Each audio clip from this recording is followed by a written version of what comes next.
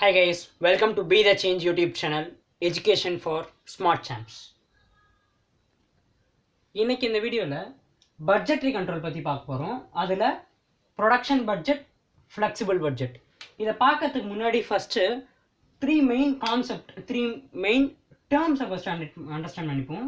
First one is fixed cost, variable cost and semi variable cost. First அப்படின்னா என்னன்றதை பார்ப்போம். First வந்து இப்போ நான் ஒரு எக்ஸாம்பிள் சொல்கிறேன், அதை ஜஸ்ட் விஷுவலைஸ் பண்ணிக்கோங்க. என்ன அப்படின்னா, ஒரு வீடு இருக்குது, அது லைக் அது ஒரு இடம்னு வச்சுப்போம். அந்த கடையை வந்து ஒருத்தர் வந்து ரெண்ட்டுக்கு எடுத்திருக்காரு. அவர் வந்து லைக் ஹீ இஸ் மேனுஃபேக்சரிங், அந்த பஞ்சு மிட்டாய் மேனுஃபேக்சர் பண்ணுறாரு. அதுக்கு வந்து அந்த ராட்னு இருக்கும் இல்லையா அது. ஸோ இந்த ஏரியாவுக்கு வந்து ஹீ இஸ் பேயிங் ரெண்ட் வந்து ஒரு 5,000 மந்த்லி ரெண்ட் 5,000 பே பண்ணுறாரு. அண்ட் இதுதான் அந்த பஞ்சு மிட்டாய் மிஷின், இதுதான் அந்த மிஷின். அண்ட் அவர் வீட்டில் வந்து ஒரு டெலிஃபோன் வச்சுருக்காரு. ஸோ இப்போ அந்த பர்சன் வந்து ஒரு மாதத்துக்கு எவ்வளவுதான் வந்து இந்த பஞ்சு மிட்டாய் மேனுஃபேக்சர் பண்ணாலும், லைக் வந்து இப்போ ஒரு நாளைக்கு வந்து ஒரு 2000 பேக்கேஜ் அவர் மேனுஃபேக்சர் பண்ணுறாருன்னா, ஒரு நாளைக்கு 2000 மேனுஃபேக்சர் பண்ணாலும் சரி, இல்லை ஒரு வாரம் ஃபுல்லாக அவர் சும்மா இருந்தாலும் சரி, ஒரு மாதத்துக்கு he has to pay this 5,000 rent. So இது வந்து ஃபிக்ஸடு. நீங்கள் என்ன பண்ணாலும் பண்ணலனாலும் இந்த ரெண்ட்டை நீங்கள் பே பண்ணி தான் ஆகணும். You have to pay. And இப்போது வேரியபிள் காஸ்ட் பார்த்தோன்னா, இப்போ இந்த மிஷின் இருக்கு இல்லையா, இதுக்கு ரா மெட்டீரியல் வந்து இப்போ வந்து ஒரு 10 kg ஆஃப் ரா மெட்டீரியல் போட்டார்னா அவர் வந்து 100 பேக்கெட்ஸ் வந்து பஞ்சு மிட்டாய் பண்ண முடியும்.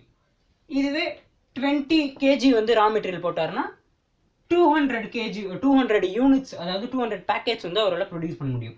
இது வந்து வேரியபிள். எப்படி வேரியபிள்னா, நீங்கள் வந்து எவ்வளோ இன்புட் போடுறீங்களோ, எவ்வளோ ரா மெட்டீரியல்ஸ் போடுறீங்களோ அதுக்கு ஏற்ற மாதிரி வந்து யூனிட்ஸ் வந்து டிஃபர் ஆகும். ஸோ இது வந்து variable.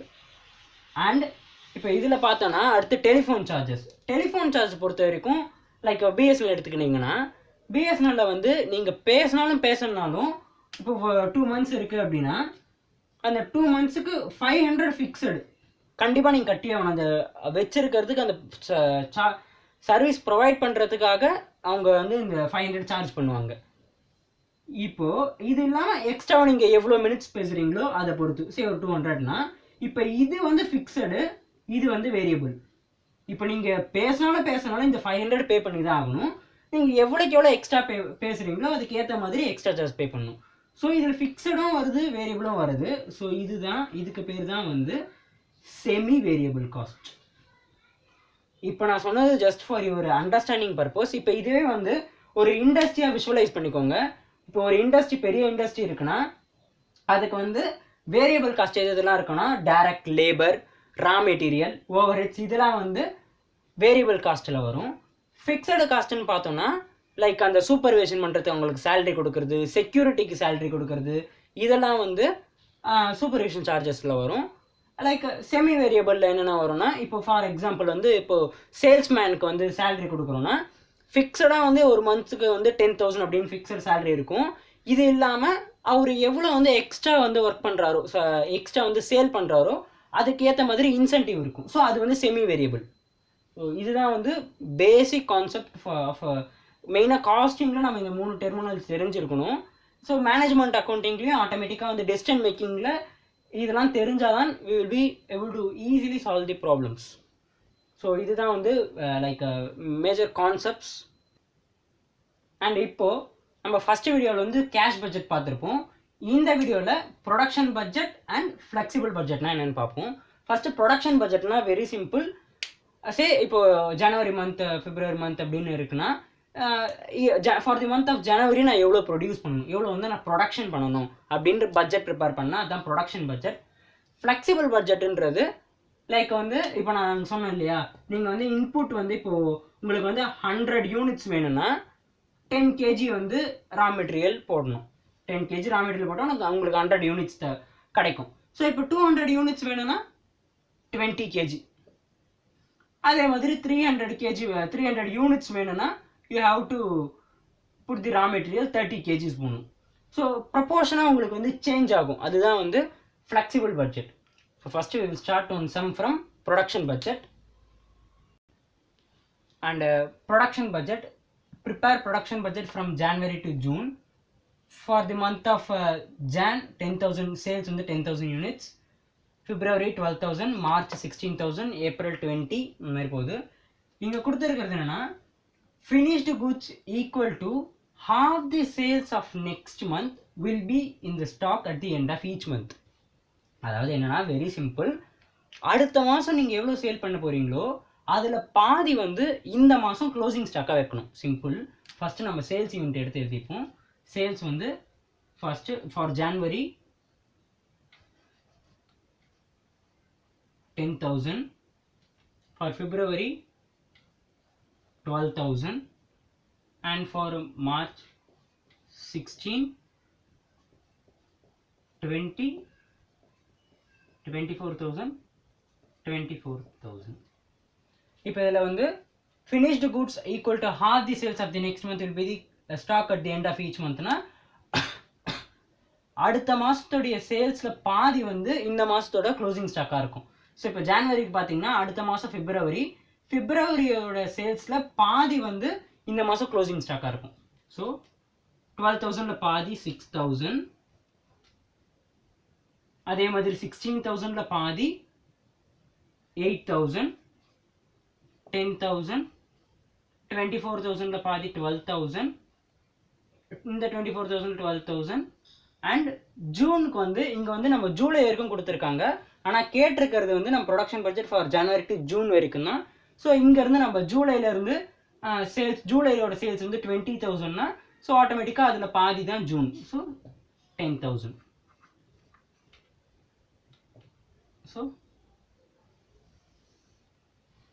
So you have to add this. So add பண்ணோன்னா 16,000, 20,000, 26,000, இது வந்து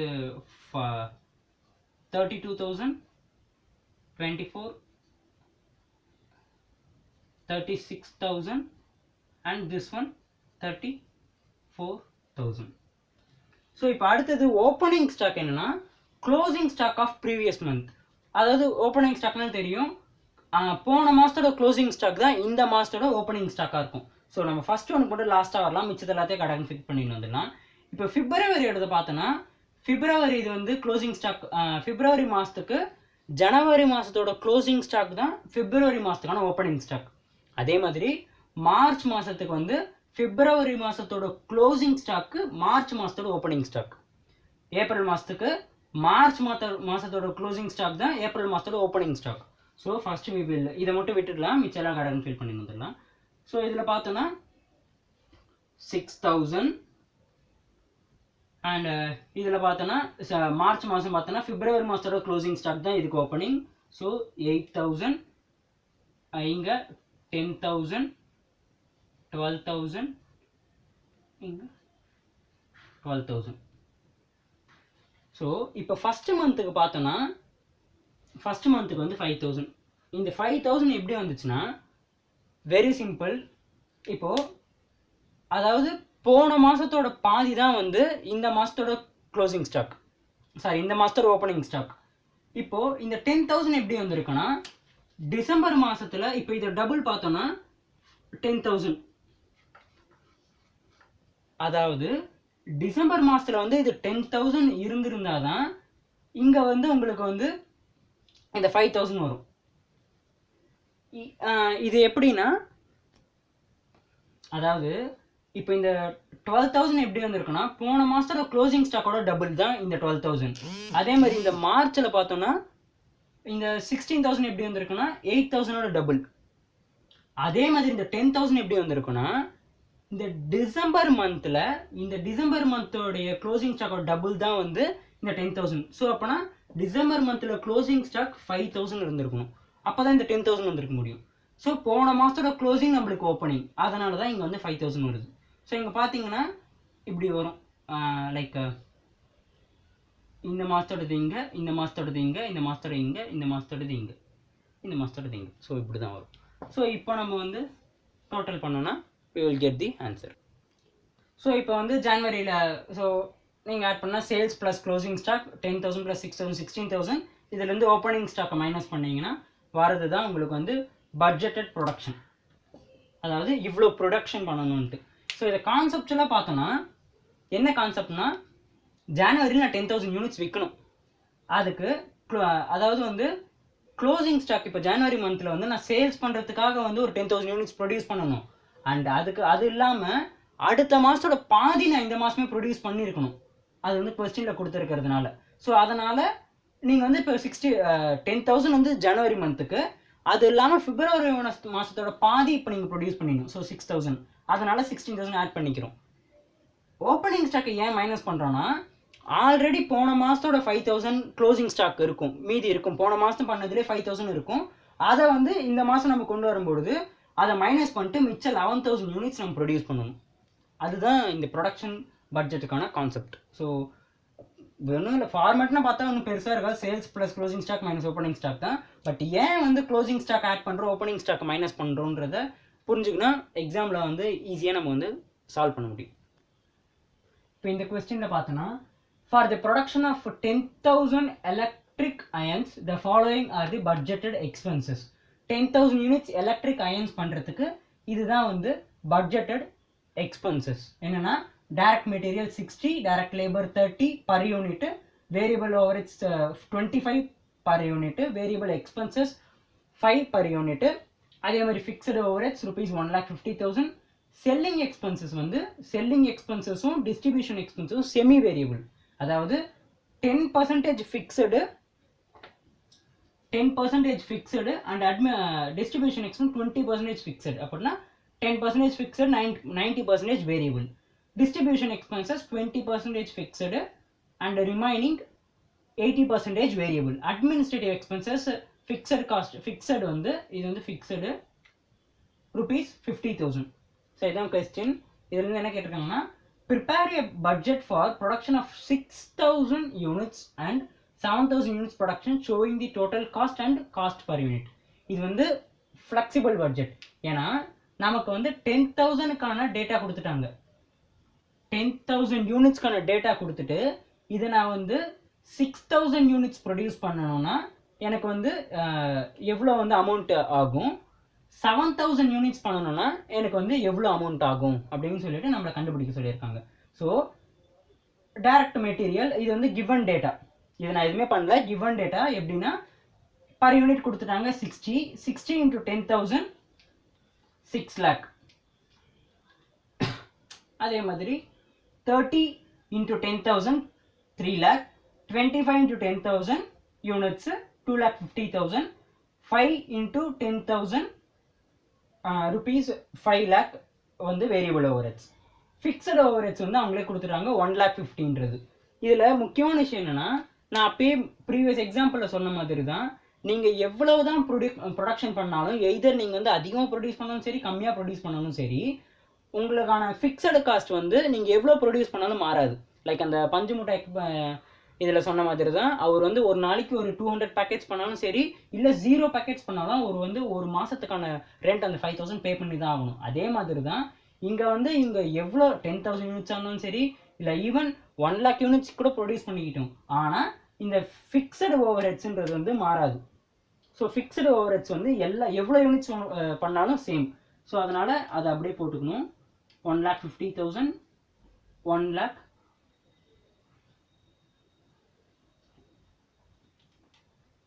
1,50,000. இப்போ என்னன்னா டைரக்ட் மெட்டீரியல் வந்து பர் யூனிட் வந்து 60, 10,000 யூனிட்ஸ் பண்ணால் 6 lakh ஆகுது. அப்போ நான் 6,000 யூனிட்ஸ் ப்ரொடியூஸ் பண்ணணும்னா எவ்வளோ அமௌண்ட் ஆகும்? So simple calculation. நம்மளுக்கு தெரியும் 6 lakhs, அதாவது 10,000 யூனிட்ஸ் இருந்துச்சுன்னா நம்மளால 10,000 யூனிட்ஸ் ப்ரொடியூஸ் பண்ணா 6 lakh இன்கர் பண்ணணும். அப்போனா 6,000 யூனிட்ஸ்க்கு எவ்வளோ? ஸோ இதை கன்வெர்ட் பண்ணி போட்டோம்னா 3,60,000. அதே மாதிரி தான் டைரக்ட் லேபரும் எனக்கு வந்து 3 lakh, அதாவது 10,000 யூனிட்ஸ் ப்ரொடியூஸ் பண்ணுறதுக்கு டைரக்ட் லேபர் வந்து எனக்கு 3 lakh ஆகுது. அப்போனா 6,000 யூனிட்ஸ் ப்ரொடியூஸ் பண்ணுறதுக்கு எவ்வளோ ஆகும்? அதே மாதிரி வேரியபிள் ஓவர்ஹெட்ஸ் 2,50,000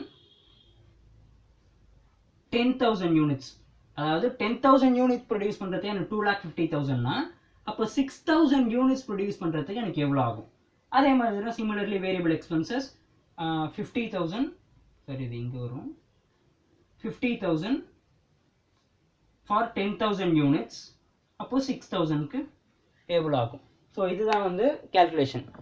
லைக் இவ்வளோக்கு இவ்வளோனா இவ்வளோக்கு எவ்வளோ, அதாவது 10,000 யூனிட்ஸ் ப்ரொடியூஸ் பண்ணுறதுக்கு எனக்கு வேரியபிள் எக்ஸ்பென்சஸ் 50,000 ஆகுதுன்னா அப்போ 6,000 யூனிட்ஸ் ப்ரொடியூஸ் பண்ணால் எனக்கு வந்து வேரியபிள் எக்ஸ்பென்சஸ் வந்து எவ்வளோ ஆகும் அப்படின்னு சொல்லிட்டு கால்குலேட் பண்ணுறேன். ஸோ அதே தான் இப்போ வந்து லைக் 10,000 யூனிட்ஸ் ப்ரொடியூஸ் பண்ணால் எனக்கு வந்து 3 lakh டைரக்ட் லேபர் ஆகுது. அப்போ 6,000 யூனிட்ஸ்க்கு எவ்வளோனா 1,80,000 ஆகும். ஸோ இதே மாதிரி தான் வந்து இப்போ இங்கே 10,000 சாரி இந்த 6,000க்கு பதிலாக எனக்கு வந்து 7,000 யூனிட்ஸ் ப்ரொடியூஸ் பண்ணணும். 7,000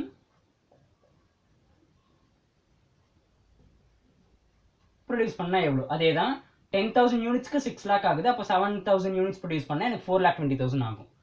டைரக்ட் லேபர் 10,000 யூனிட்ஸ் ப்ரொடியூஸ் பண்ணுறதுக்கு எனக்கு 3 lakhs ஸ்பெண்ட் பண்ணுறேன் நான். அப்போ 7,000 யூனிட்ஸ்க்கு 2,10,000.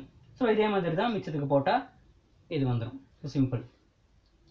இப்போ வேரியபிள் காஸ்ட்லையும் ஃபிக்ஸடு காஸ்ட்லையும் என்ன பார்க்கணும்னா, வேரியபிள் காஸ்ட் பர் யூனிட் வந்து மாறாது எப்பவுமே. Variable cost per unit will not change. அதே மாதிரி இதுக்கு ஆப்போசிட்டாக ஃபிக்ஸடு காஸ்ட் வந்து டோட்டல் சேஞ்ச் ஆகாது, ஆனால் பர் யூனிட் சேஞ்ச் ஆகும். ஸோ இதை ஞாபகம் வச்சுக்கோங்க. இப்போ எப்படின்னா, நான் முன்னாடியே சொன்ன மாதிரி தான் வேரியபிள் வந்து உங்களுக்கு வந்து ஃபிக்ஸட் காஸ்ட் வந்து நீங்கள் எவ்வளோ ப்ரொடியூஸ் பண்ணாலுமே அதே அமௌண்ட் தான் இன்கர் பண்ணுவீங்க. ஸோ இங்கே பார்த்தீங்கன்னா ஃபிக்ஸடு காஸ்ட் 10% ஃபிக்ஸட் 90% வேரியபிள் அப்படின்னா மொத்தமாக இதுக்கு பர் யூனிட் எவ்வளோன்னு பார்த்தீங்கன்னா செல்லிங் எக்ஸ்பென்சஸ் 15. இப்போது இந்த 15ல் 10% ஃபிக்ஸடு. ஸோ 15 into 10% போட்டிங்கன்னா 1.5, அதுதான் இங்கே போட்டிருப்பேன். So 1.5 into 10,000 15,000. இந்த 15,000 வந்து மூணுத்துக்கும் அதாவது ரெண்டுத்துக்கும் காமன். 6,000 யூனிட்ஸ் ப்ரொடியூஸ் பண்ணாலும் இதே 15,000 தான் செல்லிங் எக்ஸ்பென்சஸ் இன்கர் பண்ண போறீங்க. அண்ட் 7,000 யூனிட்ஸ்க்கும் இதே 15,000 தான் இன்கர் பண்ண போகிறோம். இப்போ வேரியபிள் காஸ்ட் தான் உங்களுக்கு வந்து சேஞ்ச் ஆகும். இப்போ இதுக்கு பார்த்தோம்னால அதே மாதிரி தான். இப்போ இதில் வந்து டிஸ்ட்ரிபியூஷன் எக்ஸ்பென்சஸ் 5, இதில் வந்து 20% ஃபிக்ஸடு. ஸோ 20% ஃபிக்ஸடுன்னும் பொழுது 5 into 20% equal to 4. So 5 minus 4 equal to 1. So இது வந்து ஃபிக்ஸடு. ஸோ 10,000 10,000 10,000.